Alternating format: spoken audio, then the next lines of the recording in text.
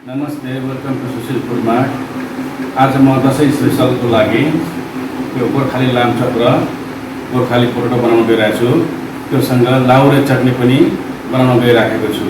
भन्दा पहिले मेरो च्यानललाई सब्स्क्राइब गरिदिनु होला।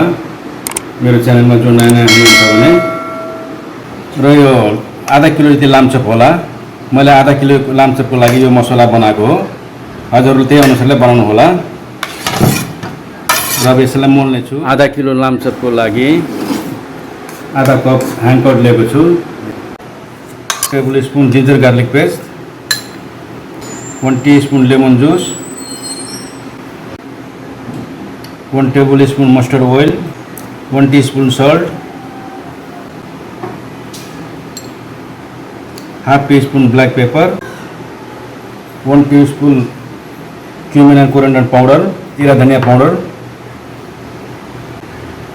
1 टेबल स्पुन रातो धुलो खुर्सानी र एउटा प्याज स्लाइस गरेको र 3टा सानो अकबरे खुर्सानी र कुनै पनि यसको बदलामा लामो खुर्सानी पनि लिन सक्नुहुन्छ। यसलाई म ब्लेन्ड गर्न गइरहेको छु।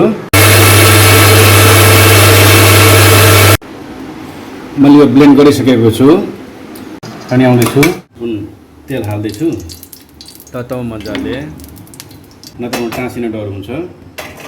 तर अहिले मसँग टाइम नभएको हुनाले म यही ग्रिल गर्दैछु। र स्पेसली यो मेरो साथीहरूको अनुरोधले मैले बनाउन गइरहेको छु। साथीहरूले कमेन्टमा लामचप पनि बनाउनु होला भनेर।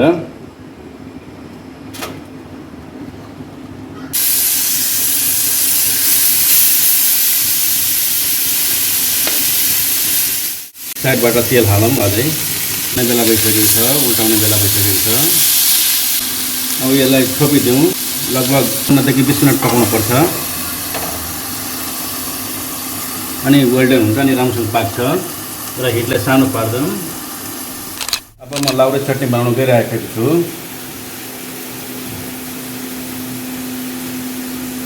यो 2टा अकबर खुर्सानी हो, हरे खुर्सानी, चम्चा अदुवा लसुन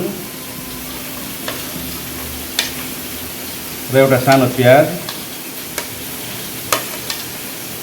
स्वाद अनुसार नुन, स्वाद अनुसार मरिचको धुलो, हाफ टीस्पुन, पिस्दै जाउँ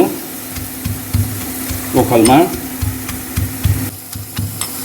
यति पुदिना हाल्यो, 15-20 पत्ता। एउटा टमाटो काँचो स्लाइस गरेर हालेको छु। पिस्नेछौँ। र 1 टेबल स्पुन तोरीको तेल पनि हाल्नेछौँ। र लामचपलाई फेरि हामीले पल्टाउँ। अर्को साइड राम्रो कलर आइरहेको छ।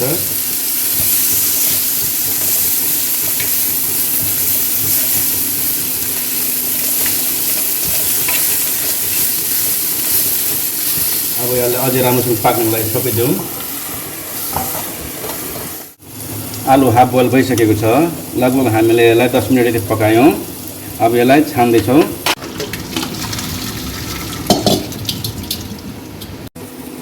र अचारमा आधा टीस्पुन जीरा धनिया पाउडर हाल्दैछु। र अब हाम्रो यो अचार रेडी भयो, लाउरे अचार। अचार रेडी भयो। म बोलमा खनाउन गइरहेको छु। गोर्खाली पोटेटोको लागि पान तताइसकेको छु। हिटलाई सानो मिडियम बनाएको छु। र 1 चम्चा जति प्योर घिउ हाल्दैछु गाईको। 10 ग्राम जति लसुन छोडाएको छ। र 4 पिस अकबरे खुर्सानी अलिक चिरेर हालेको छु। यसलाई अब चाहिँ अघिको उसिनेको आलु मिसाइदिँदैछु। यसमा हाफ टीस्पुन नुन हाल्दैछु, मरिच हाल्दैछु छु। थोरै 1 चिम्टी बेसार हाल्दैछु। र हिटलाई स्लो गरिदिउँ, बिस्तारै पाक्छ। एकदम राम्रो कलर आयो र लामचप पाके पनि सक्यो। अब यो हाम्रो खाने बेला भइसक्यो। अर्को लामचप वेस्टर्न स्टाइलको पनि हुन्छ, म नेक्स्ट भिडियोमा बनाउँछु। र हाम्रो लामचप भइसकेको छ। म यसलाई चाहिँ प्लेटमा निकाल्दैछु। आलु पनि रेडी भइसक्यो। गोर्खाली लामचप र गोर्खाली आलु रेडी भइसक्यो। हजुरहरूलाई यो खाना मन पर्यो भने लाइक कमेन्ट र सब्स्क्राइब गरिदिनु होला। धन्यवाद।